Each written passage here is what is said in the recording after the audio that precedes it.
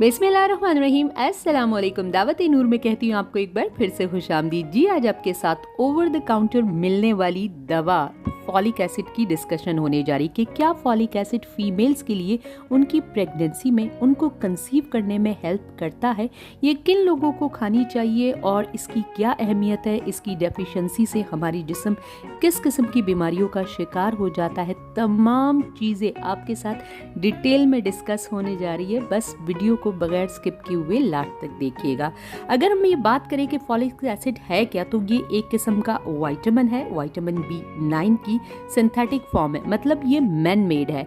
इसकी natural form folate है और ये ज़्यादातर नेचुरल फॉर्म में फ्रूट्स में पाया जाता है, जिनके अंदर स्ट्रॉबेरीज हो गई है, नट्स में पाया जाता है, बादाम अखरोट हो गए, और पीनट में इसकी मिकदार सबसे ज़्यादा पाई जाती है। फॉलिक एसिड को कभी भी अकेले नहीं लिया जाता, इसे मोस्टली दूसरे विटामिन्स के साथ कंबाइन करके डॉक्टर रेकमेंड करते हैं। ब्रोकली में, बीन्स में, स्पिनच में, ग्रीन लीफी वेजिटेबल्स में ये बहुत बड़ी तादाद में पाया जाता है। अगर फॉलिक एसिड की डेफिशिएंसी हो जाए तो एक आम बंदा उसे कैसे महसूस करेगा ताकि वो डॉक्टर के पास जाके कंसल्ट कर सके। तो उसके लिए आंखों का पीला हो जाना, चक्कर आना, बहुत कम काम करने के बाद भी थकावट का महसूस होना, बालों का टूटना, स्किन का आपका बिल्कुल मुरझा जाना, ग्लो का ख़त्म हो जाना और रंग बिल्कुल पीला हो जाता है, जिस्म में कमज़ोरी आ जाती है, थकावट बहुत जल्दी महसूस होने लगती है, नज़र की कमज़ोरी होती है, यूँ समझिए कि कभी कभार धुंधला सा जो नज़र आता है वो होता है, और दिमाग की कमज़ोरी। अच्छा, इसके कौन कौन इसे अब यूज़ कर सकता है? मोस्टली फॉलिक एसिड जब दिया जाता है ये ज़्यादातर 85% तक ख़वातीन को दिया जाता है, और उसके लिए इसकी इम्पॉर्टेंट चाहे वो मैरिड हो या अनमैरिड हो, दोनों के लिए बराबर है। इसका प्रॉपर मिकदार में होना बेहद ज़रूरी है। जिन लोगों में खून की कमी होती है ये उन्हें बहुत ज़्यादा रेकमेंड किया जाता है। DNA प्रॉब्लम वालों को, जिनको हार्ट की प्रॉब्लम हो, ये उन्हें भी रेकमेंड किया जाता है।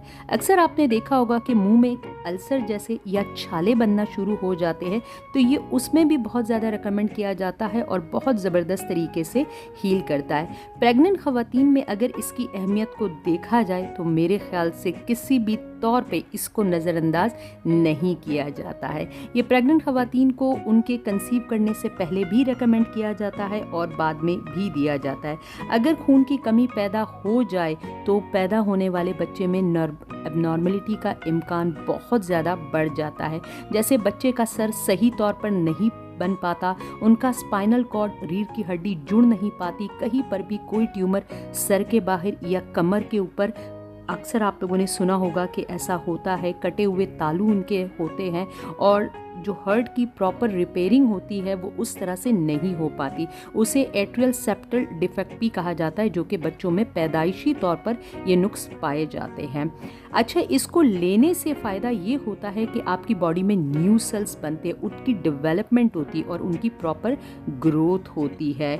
माइक्रोन्यूट्रिएंट की जितनी भी एसेंशियल है वो इसी से हमारी बॉडी में पूरी होती है और रेड ब्लड सेल्स को बनाने में मदद करता है, मतलब खून के सुर्ख खुलियों को ये बनाता है, जिसकी वजह से बॉडी के हर ऑर्गन को प्रॉपर तरीके से ऑक्सीजन मिल पाती है।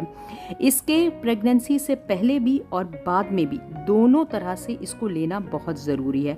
अगर कोई भी ख़वातीन जैसे अपनी प्रेगनेंसी को वो चाह रही है कि वो कंसीव कर जाए, वो अपना हमल चाह रही है, तो 28 डेज़ तक फीमेल को खुद भी नहीं पता होता कि मैं कंसीव कर चुकी हूँ या मैं प्रेग्नेंट हो चुकी हूँ, तो इस दौरान बच्चे का स्पाइनल कॉर्ड तक का बन चुका होता है।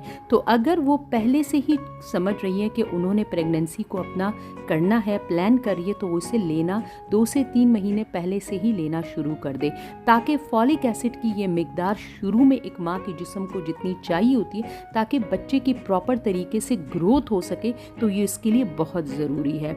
अगर फॉलिक एसिड की मिकदार आपकी बॉडी में सही रहेगी तो यकीन जाने जिन फीमेल्स को छोटे अंडे, मतलब कमज़ोर अंडे बनते हैं और उनका साइज़ सही तरीके से नहीं बन पाता और उनकी क्वालिटी, अगर अंडे बन रहे हैं तो उनकी क्वालिटी अच्छी नहीं, तो ये फॉलिक एसिड आपके उस बीमारी को भी ट्रीट करता है। तो चाहे आप फिर इसे नेचुरल फॉर्म में लें या आप इसे ओवर द काउंटर जो ड्रग मिलती है आप उसकी शक्ल में भी इसको लेते हैं। फॉलिक एसिड की कमी अगर किसी भी जिस्म में हो जाए तो वो एनेमिक कंडीशन कहलाती है, मतलब खून की कमी उनको हो जाती है और ना सिर्फ हेल्दी ग्रोथ बल्कि उसकी रिटार्ड हो जाती है, ग्रोथ भी सही तरीके से नहीं हो पाती है। और माँ के जिस्म में अगर इसकी कमी हो जाए तो बच्चे के अंदर न्यूरल ट्यूब का डिफेक्ट होना एक लाजमी चीज़ समझी जाती है और बच्चों में इसकी मिकदार अगर पूरी ना हो तो बेबी के बनने के अमल जो डेवलपमेंट माँ के जिस्म के अंदर हो रही होती है उस वक्त भी डिफेक्ट और कॉम्प्लिकेशन पैदा हो जाती है और इसके साथ साथ पैदाइश के दौरान भी बहुत ज़्यादा कॉम्प्लिकेशन माँ और बच्चे दोनों को फेस करनी पड़ती है। तो इस लिहाज से आप समझ सकते हैं कि फॉलिक एसिड का एक माँ के लिए लेना कितना और बेहद ज़रूरी है। अगर हम स्किन और बालों के लिहाज से बात करें तो ये एक नेचुरल ब्यूटी को मेंटेन रखने में आपकी बहुत बड़ी मदद करता है। अगर आप इसे फूड की फॉर्म में लें, मतलब नेचुरल जो आप चीज़ें मैंने आपको बताई, ब्रोकली बताया, स्पिनिच बताया, स्ट्रॉबेरीज, फ्रूट्स और जितने बीन्स हैं, नट है, आप उनसे इसकी अपनी मिकदार पूरी करें या आप इस ओवर द काउंटर ड्रग को लें। दोनों सूरतों में ये आपकी एंटी एजिंग प्रॉपर्टी जो आपके हमारे जिस्म में एक ख़ास वक्त के बाद बनना शुरू हो जाती है उसको कम कर देता है और अगर ये प्रोसेस हमारे जिस्म में स्टार्ट हो गया है तो उसे स्लो डाउन करेगा और चेहरे के ऊपर फिर से वही निखार आ सकेगा, क्योंकि जब आपका ब्लड, आपका हीमोग्लोबिन की मिकदार सही होगी तो आपके जो चेहरे के ऊपर फाइन लाइन बनना शुरू हो जाती है उन्हें भी इरेज करेगा, स्किन के कोलेजन प्रोडक्शन को बेहतर बनाएगा जिसकी वजह से ओवरऑल आपका फेस ग्लो करेगा, ब्राइट रहेगा और शाइन इसके ऊपर आएगी। इसके साथ साथ जो सन डैमेज हमारी स्किन के ऊपर हो जाता है जिसकी वजह से स्किन के ऊपर पिगमेंटेशन हो जाती है और स्किन कैंसर के करीब तरीन हो जाती है, मतलब स्किन कैंसर होने के चांसेस ज़्यादा हो जाते हैं। तो अगर आप ये लेते हैं तो ये डीएनए जो ब्रोकन है उनकी रिपेयर करता है और आपके चेहरे पर एक ग्लो लाएगा। बालों के टूटने के अमल को रोकता है, उसके स्प्लिट सेंस हो या बाल झड़ रहे हो, बालों की ग्रोथ सही नहीं हो पा रही हो तो फॉलिक एसिड में बायोटिन होता है जो कि हेयर फॉल को रोकता है और बालों में एक शाइन लाता है। अच्छा, अगर हम इसके साइड इफ़ेक्ट की बात करें तो ऐसे जिसका कोई साइड इफ़ेक्ट नहीं। इसकी एक गोली रोज़ाना की खुराक समझकर खाई जाती है और अगर एक दिन इसका किसी भी वजह से मिस हो जाए तो आप सेकंड डे 2 गोलियां नहीं खा सकते और इसको लेने का हमेशा तरीका यही ही होता है कि आप सुबह के नाश्ते के बाद इसे सादा प्लेन गिलास वाटर के साथ आपने इसको लेना है। मतलब अगर आप इसको दूध के साथ लेंगे तो ये आपको कोई फ़ायदा नहीं देगा बल्कि ये और उल्टा रिएक्ट ही करेगा, इसलिए इसको सादा पानी के साथ ही हमेशा लिया जाता है। फॉलिक एसिड अपने फ़ायदों के लिहाज से फीमेल में एक बहुत बड़ी नेमत समझा जाता है। इसका देना फीमेल की बहुत सारी डिफेक्ट्स को, उनकी प्रेगनेंसी को कंसीव करने में और प्रेगनेंसी को सही तौर पर डेवलपमेंट के अमल से गुजर कर एक नॉर्मल बच्चे को पैदा करने तक के लास्ट तक के अमल में उनकी मदद करता है। और इसके साथ साथ फीडिंग मदर में जो कमज़ोरी पैदा हो जाती है और बेबी को जो फूड माँ से मिल रहा होता है दूध की शक्ल में उसको भी बैलेंस बनाता है। मतलब फीडिंग मदर के लिए भी ये बहुत ज़बरदस्त है कि वो इसे थ्रू आउट फीडिंग का प्रोसेस भी लेती रहे।